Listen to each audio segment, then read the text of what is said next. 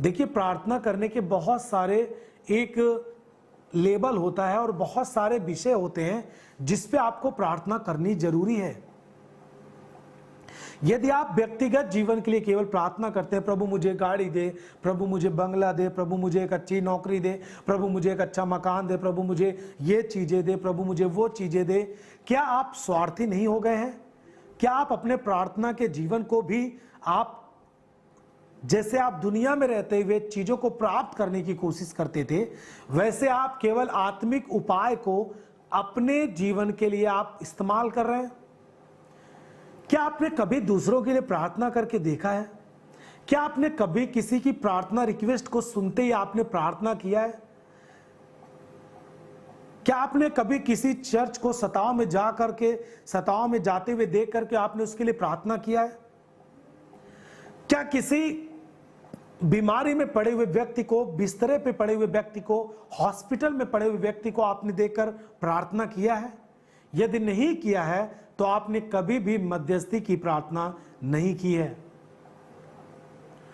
आपको मध्यस्थ की प्रार्थना करनी चाहिए, आपको बिचवई की प्रार्थना करनी चाहिए।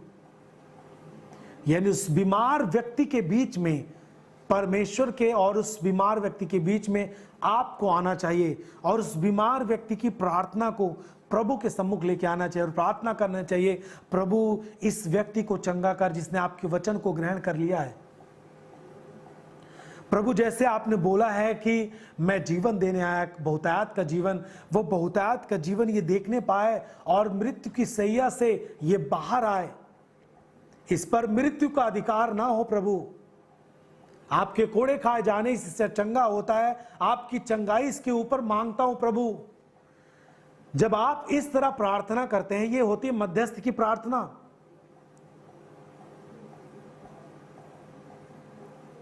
मैं आपके सामने मध्यस्थ की प्रार्थना की बात कर रहा हूं, इसीलिए मैं आपको इस विषय पर जोर दे रहा हूं। लेकिन जब आप किसी व्यक्ति को सामने होता है और आप उसके अंदर की बीमारी को डांटते हैं, यीशु मसीह के नाम से बीमारी निकल जा, यीशु मसीह के नाम से दुष्टात्मा निकल जा, तब ये आप मध्यस्थता की प्रार्थना नहीं कर रहे हैं, ये आप अधिकार की प्रार्थना को कर रहे हैं। ताकि जो आपको स्वर्ग से अधिकार मिला है, जो आपको यीशु के नाम से अधिकार मिला है, वो अधिकार को आप उस व्यक्ति के ऊपर आप इस्तेमाल कर रहे हैं, उसकी चंगाई के लिए, उसके छुटकारे के लिए। और आप अपने अधिकार के साथ जो आपको मिला है, आप यीशु के नाम से उसके ऊपर से बीमारियों को, दुष्टात्माओं को डांट करके भगाते हैं। यह होती है अधिकार की प्रार्थना। लेकिन जब आप कोई व्यक्ति के लिए प्रार्थना करते हैं, उसके पे हाथ रख के आप बहुत ही गंभीर होते हैं और प्रार्थना करते हैं, प्रभु इसे बचा, प्रभु इस पर दया कर, प्रभु इसे बचा ले, ये मरने ना पाए। रोग बीमारियां जो इसके अंदर है, ये मृत्यु के लिए नहीं परंतु आपकी महिमा के लिए है।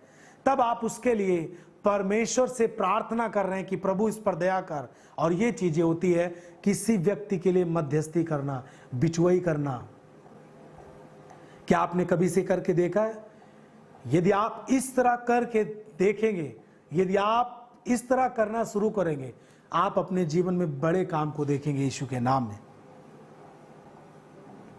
मध्यस्थ की प्रार्थना, यदि आप एक विश्वासी हैं, एक अच्छे मसीही तौर पर जीना चाहते हैं, एक अच्छे विश्वास के तौर पे जीना चाहते हैं, एक ऐसे विश्वासी बनकर जीना चाहते हैं जिसका जीवन प्रार्थना का जीवन हो,